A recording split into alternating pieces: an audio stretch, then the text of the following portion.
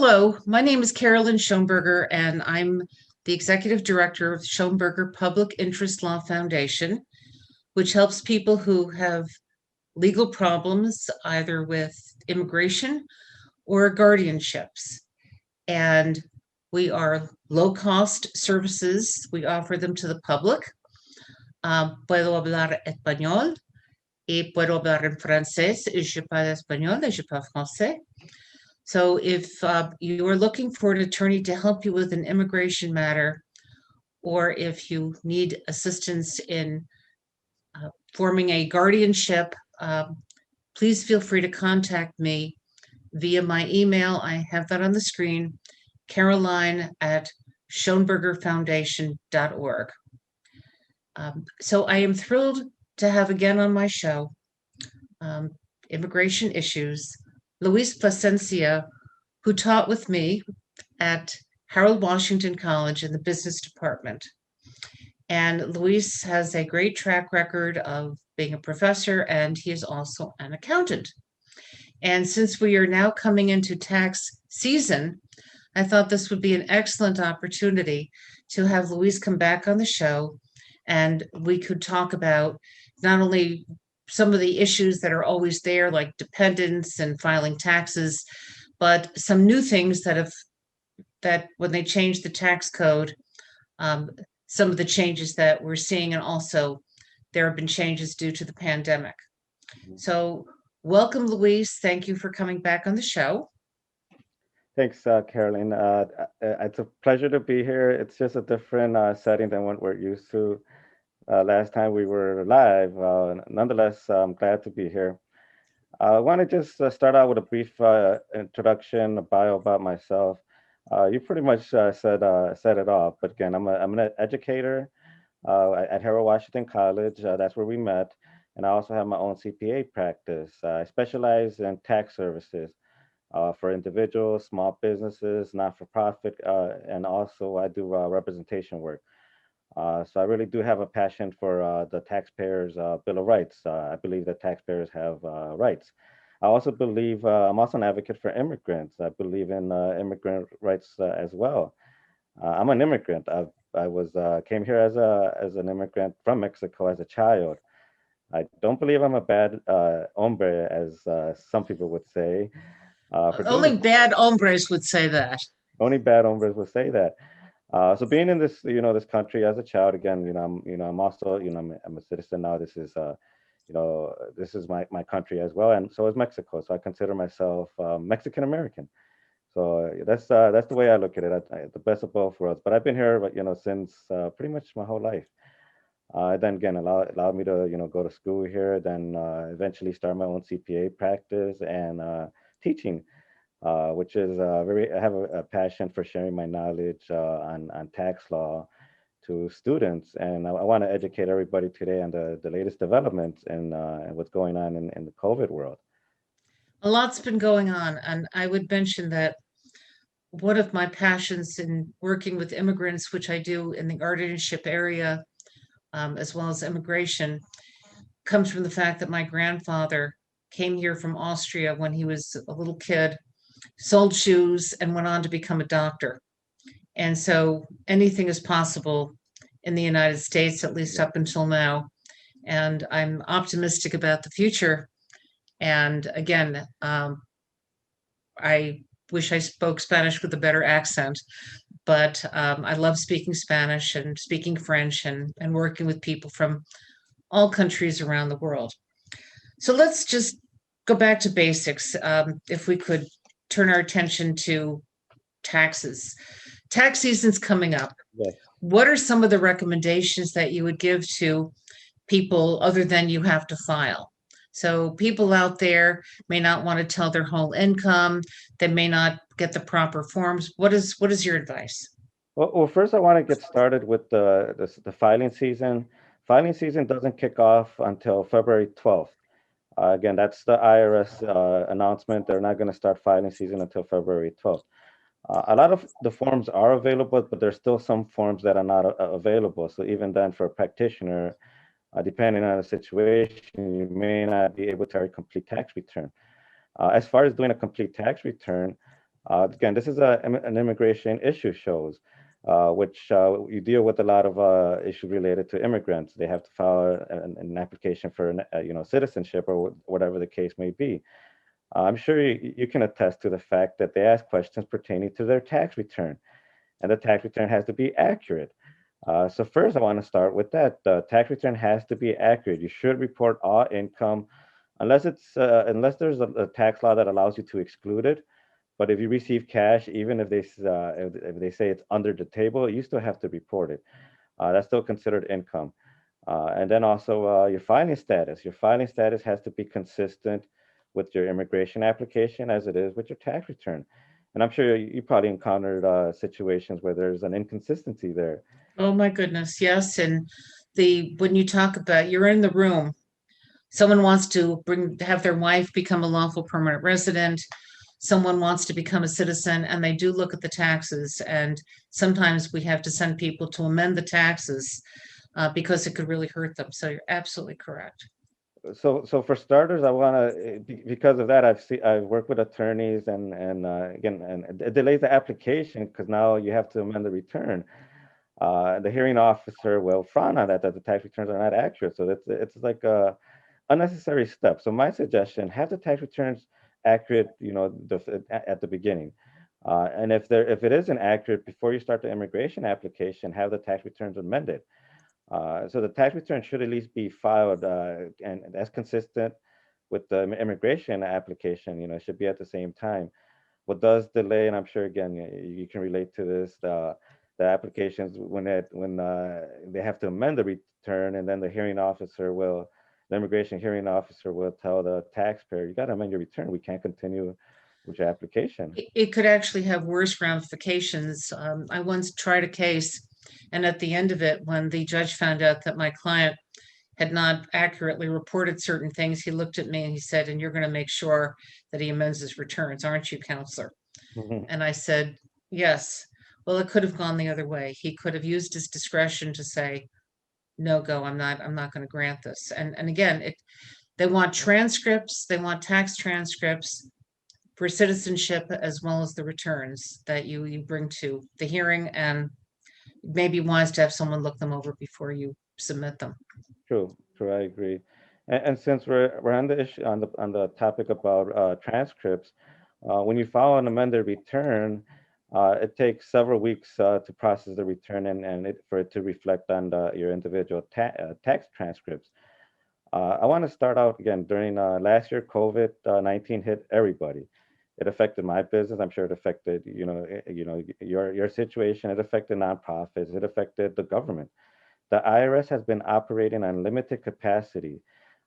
If you try to go to one of their office to discuss a particular issue on your taxes, maybe you're trying to get your transcript, maybe you're trying to pay a bill, it's unlikely you're going to actually get a hold of somebody. As I mentioned earlier, I do represent people in front of the IRS. I haven't had an in-person examination for a while. That's done virtually. It's done pretty much in the same platform that we're using now. So you have to consider that there's a delay in processing the return. If you mail an amended return, normally it would take a couple months. Imagine now, there's nobody actually at the actually reviewing the tax return. There is, but they're behind. Last year, the IRS did start accepting some amended returns, not all, which it makes it a bit easier for some taxpayers, but then not all taxpayers qualify. For taxpayers that are required to get an I-10, that has to be sent. The I-10 application itself, that has to be mailed. Again, you would have to file Form W-7, complete it accurately, and again, whoever you're requesting the I-10 for will need to provide the documentation, the actual documentation, the original, and that has to be sent to the IRS, and then they process your I-10 application. Then they return the original documentation. Again, normal processing time would usually take a couple months, but in COVID-19 era, we multiply it by 10 or 12. Oh my goodness. It's not the same processing time. So I really want to tell everybody, if you're in that situation where you're filing an immigration application, you should file your tax return, have it corrected as soon as possible. I have a question since you brought up the I-10. I've had several questions lately about how do you get an I-10 number? And just this morning interviewed someone who his wife came here on a fiancé visa, a K visa. They're married, and now, of course, it's time to pay taxes. Can they get an I-10 number by April? And what do they have to do to get an I-10 number? Well, the first question, I'll actually answer the second question first. As far as what does the taxpayer need to do? They would have to have the tax return preparer prepare the return as a joint return, married filing joint return.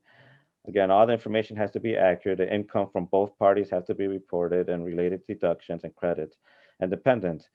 And then for the spouse, they would have to complete the W-7 form, and they would have to provide an original documentation.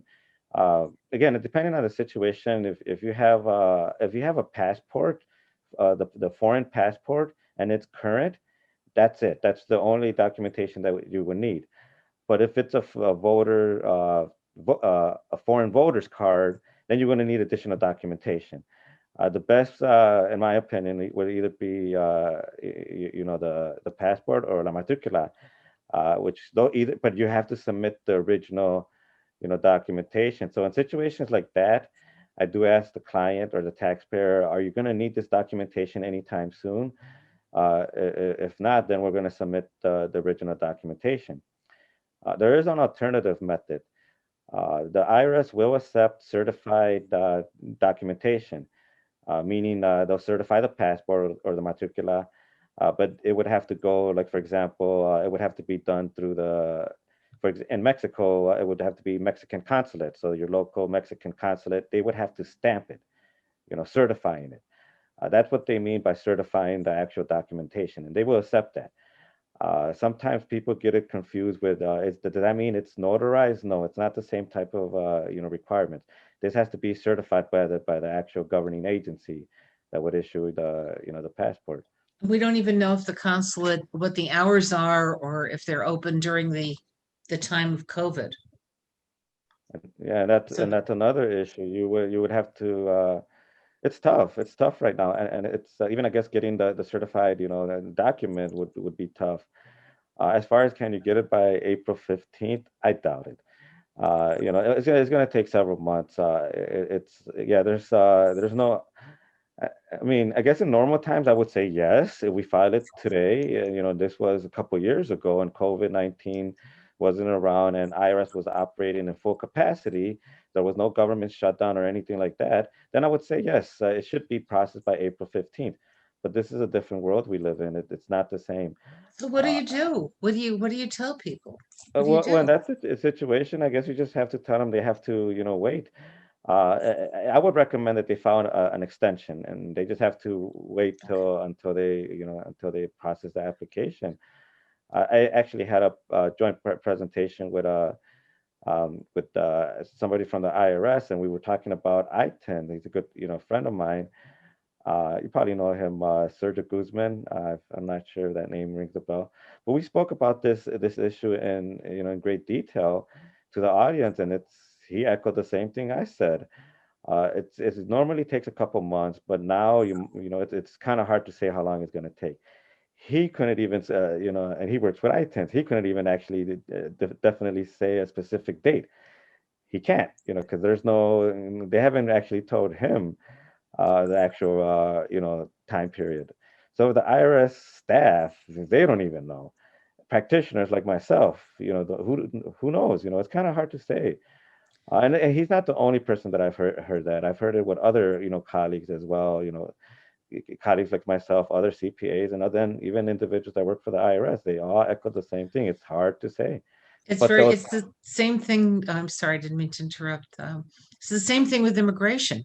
Getting receipts back it's absolutely mind-blowing, and God forbid someone has an emergency that they have to leave the country and they need permission to leave the country. It's an absolute. Is that Um, I wanted to ask you before we go into what's new, life now in the time of COVID. A lot of people are told that it doesn't matter how, if you want to add a few dependents on, you can add a few dependents on. But what's your position on that? Well, as far just follow the tax law. In terms of filing, claiming somebody as a dependent, there's two set of rules. There's again the qualifying child rule, and the qualifying relative rules. If it doesn't meet either of those rules, then you can't claim somebody as a dependent, and that's pretty clear cut. What I have seen, I'm familiar with the practice. Some individuals do claim individuals, relatives from another country. Let's say they'll claim their siblings from Mexico. Is that allowed? Assuming that they qualify under the dependency test, it depends. Under old tax law, that was fine. Again, because in the situation was the qualifying child test didn't apply. The qualifying relative test did apply.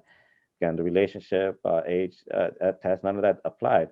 Gross income has to be less than a specific amount. The taxpayer has to support them, and as long as the taxpayer is related to them, then it would apply. So the old practice was, yeah, you can claim somebody legally, that as long as you can prove that you're supporting them, and again, you can claim and get an I-10, and your normal processing time would apply. That was back then. That was several years ago. In 2017, under the Tax Cuts and Jobs Act, they changed the rules. The dependency rules still apply. The qualifying relative rules still apply. Qualifying child test rules apply. But in order to claim some kind of tax benefit, you have to live in the United States. That dependent has to be here in the United States for 12 months. Again, that's part of the Tax Cuts and Jobs Act, and that started in 2018 through 2025. Assuming Congress leaves that provision alone, that's the current law as it stands right now. So that practice is not even done anymore because there's no tax benefit unless you're trying to claim a dependent from Mexico and you're telling the IRS that that dependent lives in the United States. Then you're committing fraud. In that situation, chances are, before they even process the return, when they're processing the W-7, the I-10 application, they're going to ask questions about that. Where does this individual live? If you're providing documentation from Mexico, that's going to raise a big red flag. Huge inconsistency. I don't recommend even trying it because it doesn't work, in today's era, during Tax Cuts and Jobs Act, which started in, That's awful. I think also under the old NAFTA, yes. you could claim relatives who you were supporting in Mexico and Canada. Right. That was all part of the pre-Tax Cuts and Jobs Act dependency rules. Again, as long as they're either a resident or a citizen of the United States, Canada, or Mexico per NAFTA agreement, then yes, it worked. But now the Tax Cuts and Jobs Act was more than just a tax reform bill. In a way, if you study the bill, there's I mean, what I just mentioned, there's immigration reform issues. On that, there's no tax benefit as it was before. So now that practice is pretty much not done. Again, you can try to do it. I'm sure there's people that would do it anyway, but chances are it's not going to get far in the processing part. And if they find out, it's a criminal act also. Yes. So there are consequences, not only civilly, but criminally. We have so much to talk about. Can you talk about the issues of the Recovery Rebate Act, working from home? What happens if now I'm working remotely? Can I claim my den? I'm not working remotely, but in case someone is, can you discuss that just a Yeah, bit? I'll actually start with that because that's going back to what I keep referring to, the Tax Cuts and Jobs Act. I know it sounds a bit old again, 2017, but a lot of the provisions are still relevant now, including what you just mentioned. As you can imagine, during this time, a lot of people are working from home. So they do have, an actual separate room that they exclusively use, for work. But unfortunately, if you're an employee, you cannot deduct any any home office or any employee related business expenses if you're an employee. Again, again, that was all changed as part of the Tax Cuts and Jobs Act. The unreimbursed employee related expenses and other miscellaneous expenses have been eliminated again from 2018 to through 2025. So the only individuals that are benefiting from home office is if you're self-employed. So if you get a 1099, you're an independent contractor, and you have a separate room that you exclusively use for business, then you're able to deduct that. And that's actually funny. You should ask me that question. So last year, there's a couple, big COVID-19 relief bills that were passed. None of them addressed that issue. That has not changed. So again, it still goes back to the Tax Cuts and Jobs Act. Assuming that Congress doesn't change that, as we're currently talking right now, Congress is currently discussing legislation, but I don't want to comment on any pending legislation until it reaches the president's desk. Until the president signs the actual bill, then I can comment on it. But as it stands right now, no deduction for home office if you're an employee. You can't take any deduction. So That's really sad, especially since people are doing this not out of choice, but out of necessity. yes, yes, It's terrible, terrible. Uh, Tell me about the recovery rebate credit, please. so yeah, actually, the thing is, it's not all bad. There's the big bill, the CARES Act that was passed around was it March or April, right, last year. And many people here probably heard of the PPP, Paycheck Protection Program. Protection Those plan. are for nonprofits and small businesses. It gave them additional, money to pay their, payroll expenses. Again, those are forgivable loans. Those are good products. Again, if you're self-employed with employees, then you can, qualify for that. That's the second round of that, which just passed through the Consolidated Appropriations Act of 2021. So that's out there. So if you're self-employed and you have employees, you can apply for that as well. They're forgiven forgivable loans, which is a good thing. But as far as the recovery rebate credits, many people probably receive economic impact payments last year, and then some are currently receiving as we speak. So there's two set of stimulus payments that came out. I want to remind everybody that these are advances to a credit. Again, they're advances to a credit. The credit it's called the recovery rebate credit. And the recovery rebate credit, there's actually two of them, and it gets a bit tricky, and it makes practitioners like myself, we got to reconcile that. So the first one that came out in the CARES Act, again, that's the 24 and then 1,200 if you're single, and then 600 per dependent. That was the first one that came out. It starts to phase out beginning at $75,000.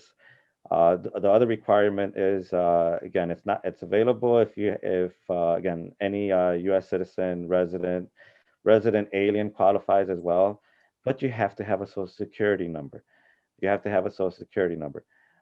And that's the first set of the recovery rebate credits. Second set of recovery rebate credit, that's half of that, the 1,200 and again 600, and then the 500 for the dependents. And then those are the ones that just came out. If you got an advance to either of those credits, that's going to affect the way your credit is computed. One of the biggest questions that I receive is the payment taxable income? No, it's not taxable income. Again, it's just an advance towards the credit. So let's say, for example, without getting into specific computations, let's say you should have received once you do your tax return for 2020, you should have received 2,400. Let's just say that's the situation. During the year, you received only a check for 1,200. You claim the difference, $1,200 on your tax return. Pretty straightforward there. But let's say the opposite happened, which again, you change filing status. Let's say the credit that you should have received is $1,200. But when you receive the actual stimulus payment, the economic impact payment during the year, it's 2,400. What happens in that situation? One of the good things about these two advance payments, there is no clawback provision, so it's no penalty. Again, it only reduces the credit that you would have received, but if you receive too much, that's it. There's no clawback provision. You just have to reconcile the two. So everybody here should have information on the economic impact payment. That information is available at the IRS website. Your tax return preparer will not have that information. You will have that information as a taxpayer. And again, you can always get that information by, of course, calling the IRS. I don't recommend that because you're not going to get through. Or you can always go to the IRS website and access that information. You will need the EIP numbers in order for somebody to prepare, the tax return. Because what can happen if you do the tax return incorrectly, you're not going to get the return in time. So you want to make sure everything is done, correctly and in time with as far as the repaid credits. Oh, wow, that's so. Let's just talk about tax preparers. Do you think that a tax preparer can guide someone, at a currency exchange, as far as filing taxes? What is your recommendation if I have to contact someone I spoke to this morning to tell him to file an extension on his taxes until his wife can complete her application? She's here legally on a K-1 visa, but they have to move forward. What do you recommend? Where do you find help? As far as tax return preparers, there's a lot of qualified tax return preparers out there. And as far as hiring the right person, I would ask for if they have any credentials. The following credentials that I'm going to mention, these individuals can represent any taxpayer in front of the IRS. So again, you have questions on your tax return, you're getting audited, you have a notice. They can represent you in an audit and in appeals, or if you're trying to do an offer in compromise, they can represent you in any of those cases. Again, individuals that are a licensed attorney, a licensed CPA like myself, or an enrolled agent. So my recommendation would be at least find a credentialed individual. Again, they're an individual, a tax attorney, a CPA that represents individuals that has experience in that, or an enrolled agent. And that's at least then they've seen both sides of it, not only just the preparation side of it, but they've also seen dealing with the IRS, the IRS resolution, and they have experience successfully representing individuals in front of the IRS.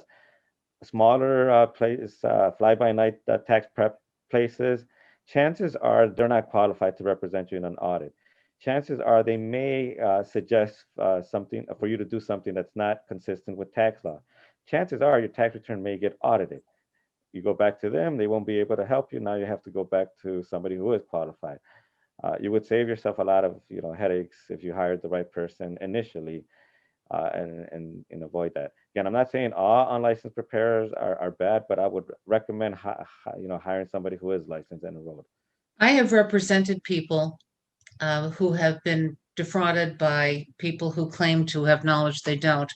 Usually it's in the legal area, usually immigration, counting on the fact that people aren't going to file complaints. But I think there are a lot of unscrupulous people out there, and that definitely, if legal work is to be done, a notary can't do it. Correct. A notary in this country can just stamp something. They can just say, this is Carolyn is signing this paper. I know it's different in Mexico. I know it's different in France and Italy and Spain. It's different. But in this country, except for New Orleans, which is different, a notary just stamps. A notary cannot do legal work, and yet a lot of them do. And I'm sure you've seen that. Yeah. And some people aren't even notaries, and they're giving tax advice, and they're giving immigration advice, or trying to close on a house, and it can be a disaster. Yes, there is quite a bit of unlicensed practice of law or unlicensed practice of any profession. Always ask for credentials, ask for referrals, do background information, and also make sure they sign the tax return. Once it's all said and done, make sure they sign the tax return, and they give you a copy of the return that was actually signed. That is so important to whatever a lawyer files or an accountant, that you get a copy of it. Exactly. That you don't have to run around. We have just a few more minutes. I do want to mention that a friend of mine is now working with small businesses through a not-for-profit, and I just want to share my screen So the Academia Comunitaria de Negocios, um, again, the Puerto Rican cultures, these are all very, very good enterprises. If you want to see usted quería empezar su negocio, this is a place that can help you. And um, I just said that I would talk about it because a lot of what I'm seeing a lot of are people who own businesses and they do not separate their person from their business, and that can lead to a disaster down the Yeah. road. Yes. So I think it's important to learn how to do it right. And for people who are fluent in Spanish, this is a wonderful agency that you can go to. Um, so Luis mentioned we taught together at Harold Washington College, and now all the courses are remote and Yeah. it's different. But Harold Washington College, but I'm hoping it'll open up soon. But there are wonderful courses. There are wonderful professors there. You can take accounting. You can take French. You can take Spanish. You can. Um, it's a Marketing. yes. It's a good way that you can start your education. What is the tuition now? Do you I'm not know? actually. I'm not sure off the top of my head. I should know this. I worked there, but I don't know off the top of my head.